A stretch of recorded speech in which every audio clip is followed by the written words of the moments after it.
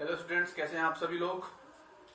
देखिए, हमने जो पिछला वीडियो था उसमें एक तो एक्सरसाइज 9.1 का 14 क्वेश्चन किया था। उसके अलावा मैंने 9.2 का जो है आपको जो विभाजन सूत्र था उसके बारे में जानकारी दी थी। विभाजन सूत्र क्या होता है और विभाजन सूत्र को समझाया था। एक्सरसाइज 9.1 का जो क्वेश्चन नंबर 15 है थोड़ा बड़ा क्वेश्चन है, इसलिए उसका वीडियो एक अलग से सेपरेट बनाया गया है और वो भी जल्द ही कल तक अपलोड कर दिया जाएगा। उसके अलावा जो 9.2 है उसका मैंने आपको पूरा जो विभाजन सूत्र था उसमें हम क्या करते हैं पूरा समझा दिया था। तो अब हम आज 9.2 के कुछ क्वेश्चंस देखेंगे। चलिए, आप तैयार रहिए अपनी कॉपी और पेन के साथ। हम स्टार्ट कर रहे हैं 9.2। तो थोड़ा सा हम जो है कल जो हमने एक बार देखा था उसका रिवीजन कर लेते हैं कि हमने विभाजन सूत्र में क्या सीखा था। तो देखिए, हमने देखा था विभाजन सूत्र और मैंने आपको बताया था विभाजन सूत्र जो है वो दो प्रकार का है, एक अंतः विभाजन सूत्र और एक बाह्य विभाजन सूत्र। तो कल हमने जो है अंतः विभाजन सूत्र देखा था। अंतः विभाजन सूत्र देखा था हमने कल। क्या देखा था अंतः विभाजन सूत्र में? अंतः विभाजन सूत्र में हमने देखा था कि भाई कोई लाइन थी जो दो बिंदुओं ए व बी से मिलकर बनी थी। एक लाइन थी जो दो बिंदुओं ए व बी से मिलकर बनी थी। ए के निर्देशांक हमने माने थे x1 y1 और बी के निर्देशांक हमने माने थे x2 y2। समझ में आ रही बात? ए के निर्देशांक माने थे x1 y1 और बी के निर्देशांक माने थे x2 y2। और फिर हमने इस पे एक बिंदु लिया था C जिसके निर्देशांक थे x, y। और हमने क्या देखा था कि जो x, y है, मैंने आपको बताया था कि किसी रेखाखंड पर अगर कोई बिंदु आता है तो वह बिंदु उस रेखाखंड को किसी ना किसी अनुपात में जरूर विभाजित करता है। तो मैंने मान लिया था कि वो इसको m1 अनुपात m2 में विभाजित कर रहा है। कौन से अनुपात में विभाजित कर रहा है? m1 अनुपात m2 में। ठीक है, तो मैंने क्या पता लगाया था कि विभाजन सूत्र से हम क्या याद करते हैं? विभाजन सूत्र से हम उस बिंदु के निर्देशांक याद करते हैं। विभाजन सूत्र से हम उस बिंदु के निर्देशांक याद करते हैं जो विभाजित करता है। यहाँ कौन विभाजित कर रहा है? यह बिंदु। तो इसके निर्देशांक कैसे याद करेंगे? x, y बराबर m1 x2 plus m2 x1 बटे m1 प्लस m2। ये तो हम x का मान ज्ञात कर लेंगे। विभाजन करने वाले बिंदु के x का निर्देशांक ऐसे ज्ञात करेंगे और y का निर्देशांक कैसे ज्ञात करेंगे? m1 y2 plus m2 y1 बटे m1 प्लस m2। और मैं आप लोगों को ये सलाह दूंगा कि आप एक बार जो कल मैंने 9.2 का जो इंट्रोडक्शन दिया था आपको इस फॉर्मूले से संबंधित, उस 9.2 के इंट्रोडक्शन को इस प्रश्नावली को स्टार्ट करने से पहले उस वीडियो को एक बार दोबारा देखें और उसको देखने के बाद ही इसको आगे आप प्रश्नावली को करें। अगर आपको थोड़ी भी समस्या है या थोड़ा भी आपको समझने में समस्या आ रही है कि ये क्या लिखा हुआ है या ये क्यों करवाया जा रहा है, तो एक बार 9.2 का वीडियो जो है जरूर देखें और उसके बाद फिर इस प्रश्नावली को आगे कंटिन्यू करेंगे। ठीक है, तो अब इसके बाद हम देखते हैं 9.2 का पहला प्रश्न। तो देखिए, हमारा फर्स्ट क्वेश्चन जो है प्रश्नावली का वो ये कह रहा है कि उस बिंदु के निर्देशांक ज्ञात कीजिए जो बिंदु 3,5 व 7,9 को मिलाने वाले रेखाखंड को 2:3 के अनुपात में अंतः विभाजित करता है। क्वेश्चन को ध्यान से पढ़िए, क्वेश्चन को समझिए और फिर देखिए।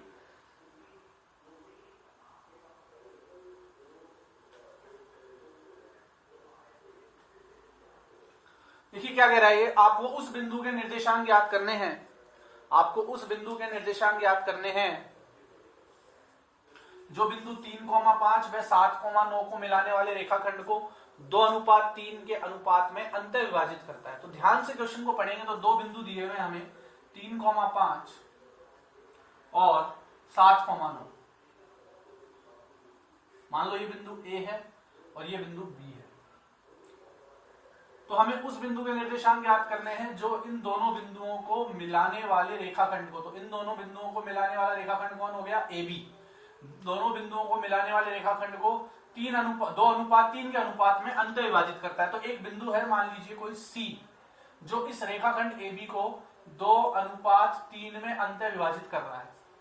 आपको इस बिंदु के क्या ज्ञात करने हैं? निर्देशांक। आपको क्या ज्ञात करने हैं? बिंदु के निर्देशांक। तो उस बिंदु के निर्देशांक ज्ञात कीजिए C के, जो विभाजित कर रहा है, जो बिंदु 3,5 व 7,9 को 3,5 व 7,9 को मिलाने वाले रेखाखंड को 2:3 के अनुपात में 2:3 के अनुपात में अंतः विभाजित करता है, या अंतः विभाजित कर रहा है इसे 2:3 में। तो देखिए हल देखिए, मान लो ये जो बिंदु C है इसके निर्देशांक है x, y।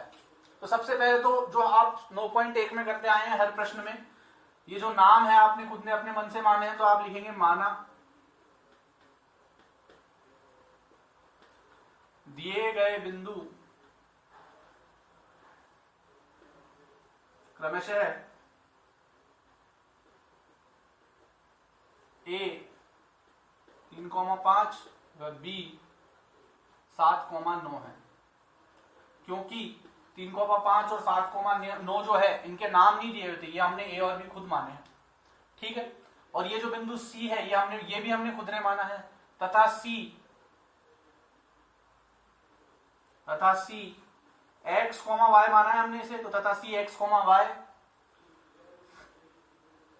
AB को A व B को मिलाने वाले रेखाखंड को A और B को मिलाने वाला रेखाखंड कौन हो जाएगा? AB को 2:3 में विभाजित करता है।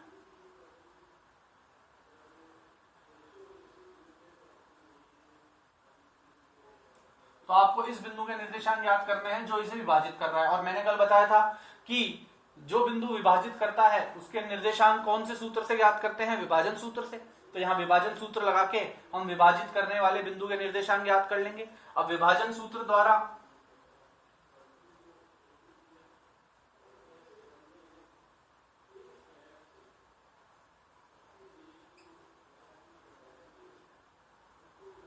क्या है विभाजन सूत्र? x, y विभाजित करने वाले बिंदु के निर्देशांक क्या होते हैं?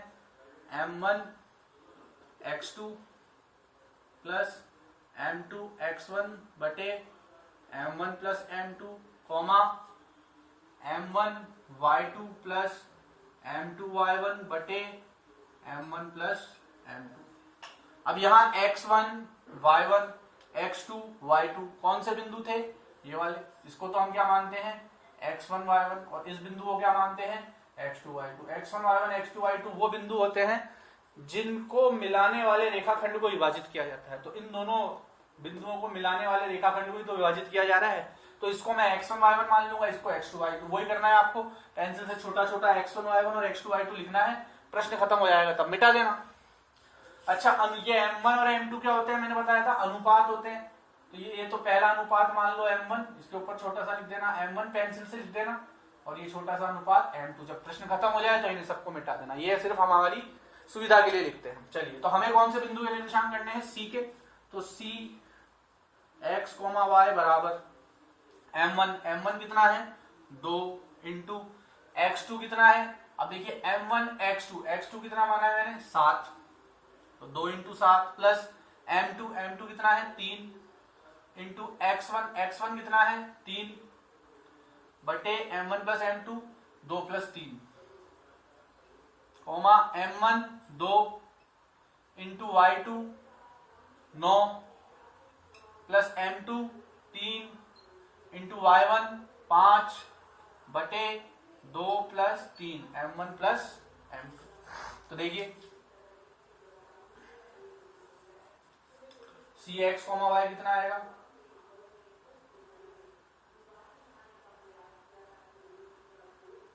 बराबर 7 दूनी 14 प्लस 3 तिया 9 बटे 3 और 2 5 कोमा 9 दूनी 18 प्लस 5 तिया 15 बटे 2 और 3 5। तो cx, y बराबर तो 14 और 9 23 बटे 5 कोमा 18 और 15 33 बटे 5। तो x का मान तो कितना आ गया? 23 बटे 5 और y का मान कितना आ गया? 33 बटे 5। अतः वह बिंदु जो a व b को मिलाने वाले रेखाखंड को 2:3 में विभाजित कर रहा था, उस बिंदु के निर्देशांक क्या क्या आ रहे? 23 बटे 5 और 33 बटे 5। आप चाहे तो इसे पॉइंट में भी निकाल सकते हैं, वरना इसको ऐसे भी छोड़ देंगे तो बिल्कुल सही है। तो ये हमारा है क्वेश्चन नंबर 1। इसको कॉपी कर लीजिए, पॉज करके नोट कर लीजिए इसको, उसके बाद हम क्वेश्चन नंबर 2 देखेंगे। देखिए हम अगला क्वेश्चन करने से पहले जो दूसरे प्रकार का विभाजन है, मतलब बाह्य विभाजन, उसे देख लेते हैं। वैसे अगर देखा जाए तो अंतर विभाजन और बाह्य विभाजन में कोई खास फॉर्मूले में कोई खास अंतर नहीं है, सिर्फ एक छोटा सा चिन्ह आपको बदलना होता है। परंतु हम समझेंगे पहले कि बाह्य विभाजन का मतलब क्या है, बाहर से कोई चीज कैसे विभाजित कर सकती है। जैसे मान लीजिए एक रेखा है ए बी, ए के निर्देशांक है x1 y1, बी के निर्देशांक है x2 y2। अब अगर इस रेखा पे मैं कोई बिंदु बना देता हूं तो वह तो इसको अंतः विभाजित कर रहा है, तब तो अंतः विभाजन का फॉर्मूला लग जाएगा। पर अगर इस रेखा के बाहर में अगर कोई बिंदु बना रहा हूं, इस रेखा पे स्थित नहीं है, रेखा से बाहर स्थित कोई बिंदु है, मान लीजिए C, जिसके निर्देशांक है x, y, तो यह बिंदु इसे बाह्य विभाजित कैसे करेगा? या आप कहोगे सर यह बिंदु तो इस पे है ही नहीं, विभाजित कर ही नहीं सकता। बिल्कुल कर सकता है। हमें क्या करना पड़ेगा, इसको यूं बढ़ाना पड़ेगा, यहां तक, इस ए बी को सी तक बढ़ाना पड़ेगा। अब ये सी जो है, ये सी जो है, ये इस ए बी को और ए सी को के अनुपात में बांटेगा। इस रेखा को बाह्य विभाजित कैसे करेगा? ए सी अनुपात ए बी, या ए बी अनुपात ए सी। तो जो पूरा ए सी है उसे तो हम मान लेंगे M1 अनुपात, और जो छोटा हिस्सा ए बी है उसे हम मान लेंगे M2 अनुपात। बात आ गई समझ में आपको? तो ये इस प्रकार से बाह्य विभाजन करता है। पूरा का पूरा ए सी ये ऐसे बटेगा, ए सी अनुपात ए बी, ए सी अनुपात ए बी, या ए सी अनुपात बी सी, कोई भी अनुपात मान सकते हैं आप। पर ए सी एक बार पूरा आएगा, ये बाहर स्थित था ए बी के, तो ए बी से बाहर आ गया। ये समझ में आ गई बात? तो हम ज्यादातर ए सी अनुपात ए बी का अनुपात ही लेते हैं। तो इसमें हम क्या करते हैं, इसका फॉर्मूला क्या होता है? देखिए इसमें कुछ नहीं करना होता है बाह्य विभाजन में। जैसे आपको बाह्य विभाजित करने वाले बिंदुओं के निर्देशांक ज्ञात करने हैं, तो फॉर्मूला वही रहेगा, M1 x2 प्लस की जगह माइनस आ जाएगा, M1 x2 plus M2 x1 बटे M1 माइनस M2। वहां जहां जहां प्लस था, अंतः विभाजन में जहां जहां प्लस था वहां वहां बाह्य विभाजन में क्या आ जाएगा? Minus, comma M1 y2 minus M2 y1 बटे M1 माइनस M2। ठीक है, M1 x2 minus M2 x1 बटे M1 minus M2, M1 y2 minus M2 y1 बटे M1 माइनस M2। तो जहां जहां प्लस था वहां वहां क्या आ जाता है? माइनस आ जाता है। कब? जब कोई बिंदु किसी रेखा को बाह्य विभाजित करता है, मतलब कहीं बाहर स्थित है और फिर विभाजित कर रहा है, तो क्या करना है? रेखा को उस बिंदु तक मिलाना है, फिर रेखा के पहले बिंदु से लास्ट तक पहला अनुपात, और जो ए बी छोटा हिस्सा है वह दूसरा अनुपात हो जाता है। ठीक है, चलिए इसको नोट कर लीजिए पॉज करके, फिर हम सेकंड क्वेश्चन देखते हैं। तो बाह्य विभाजन में आपको क्या ध्यान रखना है? बाह्य विभाजन में जहां अंतः विभाजन में जहां जहां प्लस आता था, तो बाह्य विभाजन के समय वहां वहां क्या लगा देना है? माइनस। बाकी का पूरा फॉर्मूला वही रहेगा। चलिए सेकंड क्वेश्चन देखते हैं। तो देखिए अगला क्वेश्चन क्या कह रहा है, उस बिंदु के निर्देशांक ज्ञात कीजिए जो बिंदुओं 5, -2 व -1 से 1/2, 4 को मिलाने वाले रेखाखंड को 7:9 में बाह्य विभाजित करता है। इस बार भी वह उसी बिंदु के निर्देशांक ज्ञात करने हैं जो विभाजित कर रहा है, पर इस बार विभाजित कैसे कर रहा है? बाह्य विभाजित कर रहा है। तो देखिए इसमें मैं वही दो रेखाएं ले लेता हूं, दो बिंदु ले लेता हूं, सॉरी। पहला बिंदु मैं मान लेता हूं A 5, -2, दूसरा बिंदु मैं मान लेता हूं B -1 सही 1/2,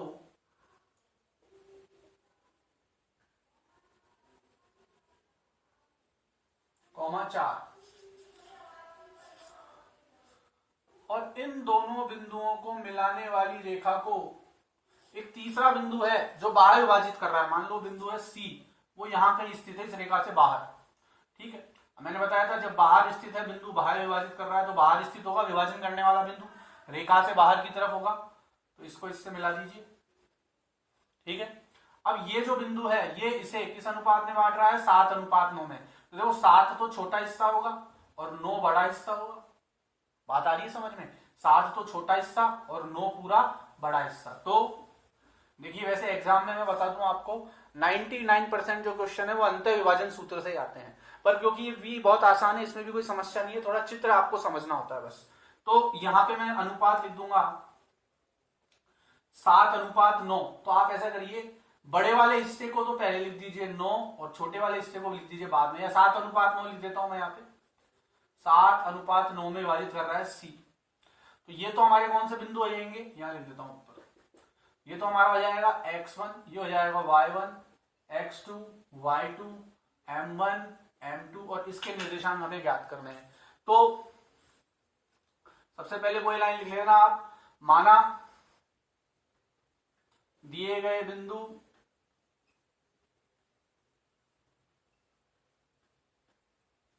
ए 5,-2 व बी -1 सही 1/2 4 है, तथा सी x, y ए बी को 7:9 में बाह्य विभाजित करता है। यहां ध्यान लिखना, ये बात लिखना जरूरी है, बाह्य विभाजित करता है। अंतः विभाजन में लिखने की जरूरत नहीं है, लेकिन बाह्य विभाजित एक स्पेशल केस है, वो अलग से लिखना जरूरी है। बाह्य विभाजित करता है, ठीक है। अब देखिए आप, फिर हम लिखेंगे बाह्य विभाजन सूत्र से या विभाजन सूत्र से, डायरेक्ट लिख सकते हैं आप विभाजन सूत्र द्वारा, और चाहें तो इसमें ये भी लिख सकते हैं कि भाई बाह्य विभाजन सूत्र द्वारा, बाह्य विभाजन सूत्र द्वारा। क्या है बाह्य विभाजन सूत्र? x, y बराबर, मैंने बताया था सूत्र पूरा वही है, बस प्लस की जगह क्या आ जाता है माइनस। m1x2 माइनस m2x1 बटे m1 minus m2 comma m1y2 minus m2y1 बटे m1 माइनस m2, ठीक है। अब इस फॉर्मूले में हम मान डाल देते हैं। तो देखिए x, y बराबर m1 क्या है भाई, यहाँ पे m1 कितना माना है हमने 7 इंटू x2 कितना है -1 सही 1/2 को मैं लिख सकता हूं 2 एकम 2 और 1 3, माइनस का 3/2 लिख सकता हूं इसको मिश्र भिन्न से साधारण भिन्न में परिवर्तित करके। तो m1 x2 माइनस m2 कितना है 9 इंटू x1 कितना है 5 बटे m1 माइनस m2 मतलब 7 माइनस 9 कॉमा m1 वापिस से 7 इंटू y2 मतलब 4 माइनस m2 मतलब 9 इंटू y1 मतलब -2 बटे 7 माइनस 9, ठीक है। तो देखिए x, y बराबर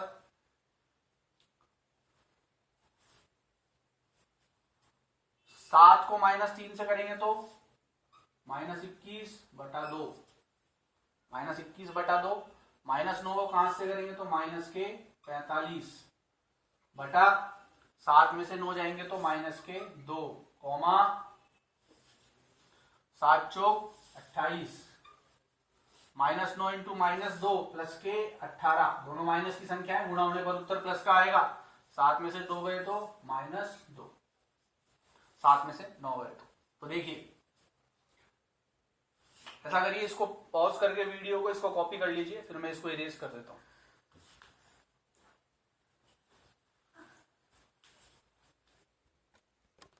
अब देखिए x, y बराबर, इसके नीचे इसको हल करने के लिए लैसा लेना पड़ेगा, इसके नीचे कुछ भी नहीं, 1 लगा दिया, 2 एकम 2, 1 को -21 से करेंगे -21, -45 को 2 से करेंगे -90 और 2 को 1 से किया तो 2 बटे -2 कॉमा 28 और 18 46 बटे -2।